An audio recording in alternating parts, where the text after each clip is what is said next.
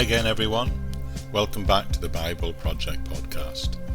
And we've reached the point in the book of Genesis when the flood actually arrives.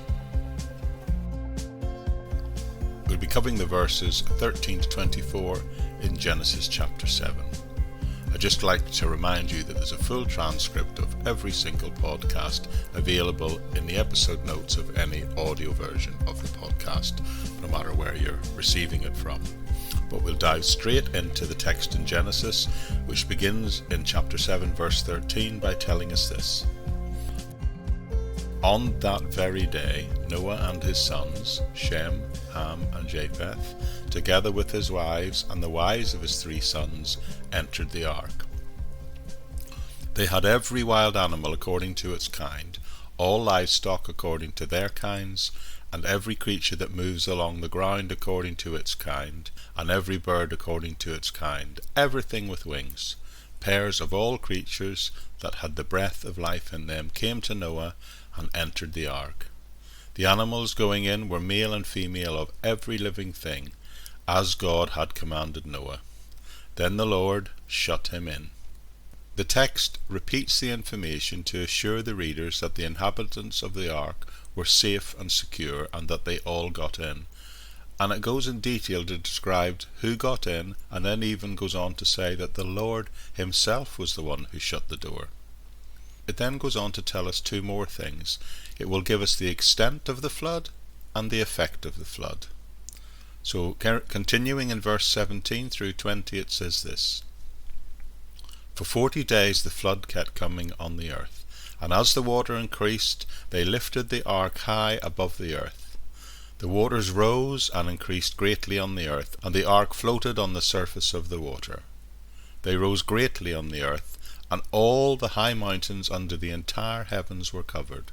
The waters rose and covered the mountains to a depth of more than 15 cubits, and the water prevailed exceedingly on the earth, and all the high hills under the whole heaven were covered with the waters, prevailing 15 cubits upwards, and the mountains were covered.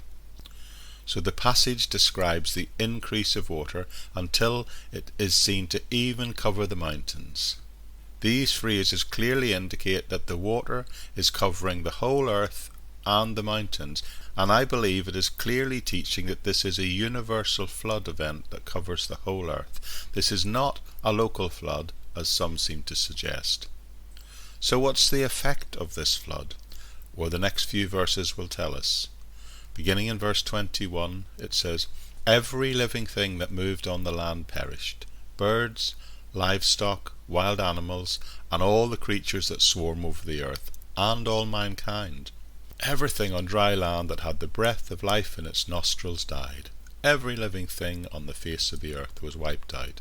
People and animals and the creatures that moved along the ground, and the birds were wiped out from the earth.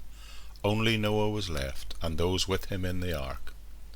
The waters flooded the earth for 150 days.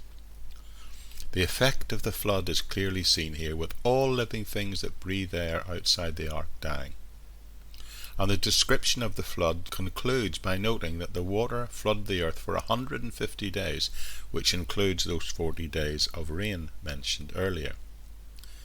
It's attempting to offer further proof that everything perished because no living thing can survive submerged under 15 cubits, which is over 20 feet of water, even above the highest point of the land.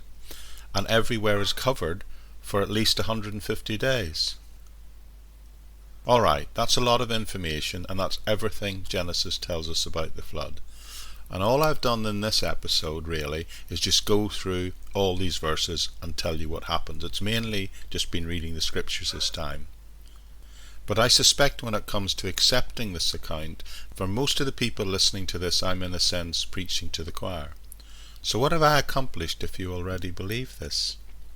But I have shocking news perhaps for some of you. Not everybody feels that way.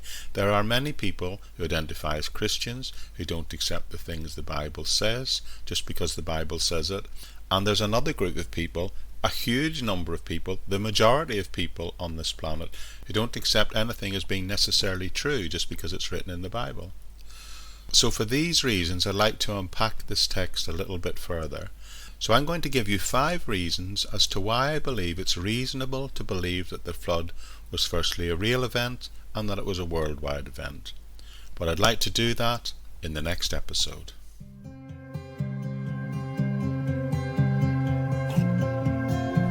Okay everyone, that's it for this time. Thank you for joining me. Now the place to go to connect to this and any other ministries I'm involved in is the podcast notes section of the audio podcast on the Buzzsprout website, or by looking in the episode notes section on whatever app provider you use. Within that you'll not only find the transcript of each talk, but you'll also find links to all the ministries and the way to connect with us, including the Facebook page, my YouTube channel, and links both to this, the daily podcast, and the Living in Faith Everyday podcast, which is a weekly roundup of all the various Bible study and talks that I'm doing over the period of the preceding week. You'll also find links there to my SoundCloud and my Bandcamp page, where I create the background music and the sound design of these podcasts. But with that, all I'd like to say is thank you for joining me, and I hope to join with you again very soon.